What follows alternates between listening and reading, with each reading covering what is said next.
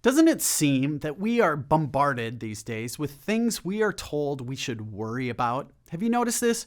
You scroll social media, you turn on the television, and there's one more thing, one after another, that we are supposed to worry about.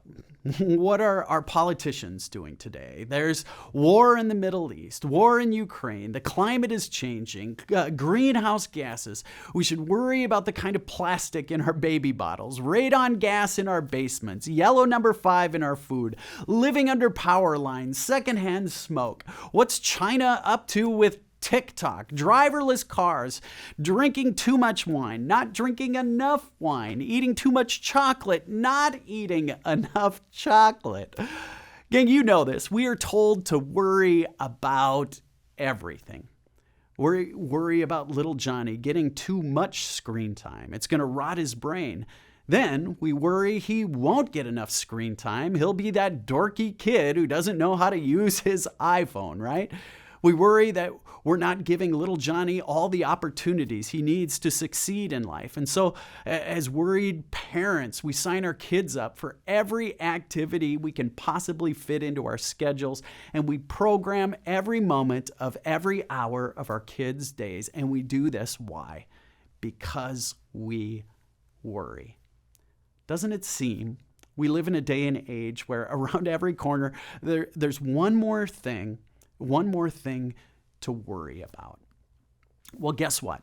In chapter 6 of Matthew, verses 19 through 34, Jesus addresses our worries here head on.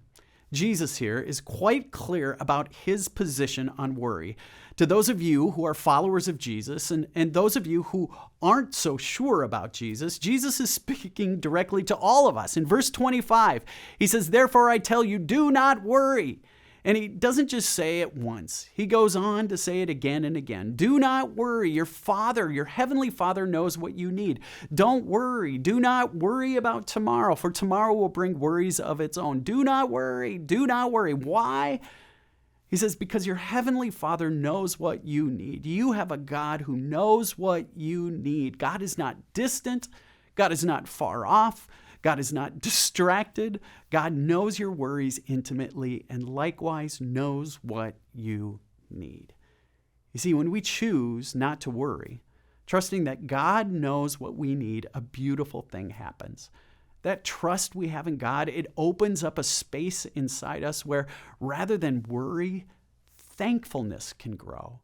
When we're not encumbered by the latest thing we're supposed to fear, knowing God knows what we need, we are freed to be instead thankful. Thankful for family, thankful for a roof over our heads, thankful that we have good work to complain about, thankful that God has given us those darling children that sometimes drive us nuts. When we choose not to worry, rather than anxiety and stress and fear and dread, God produces thankfulness inside us. And who doesn't want that? Friends, Jesus said to you and me, do not worry. Instead, why don't you just give thanks?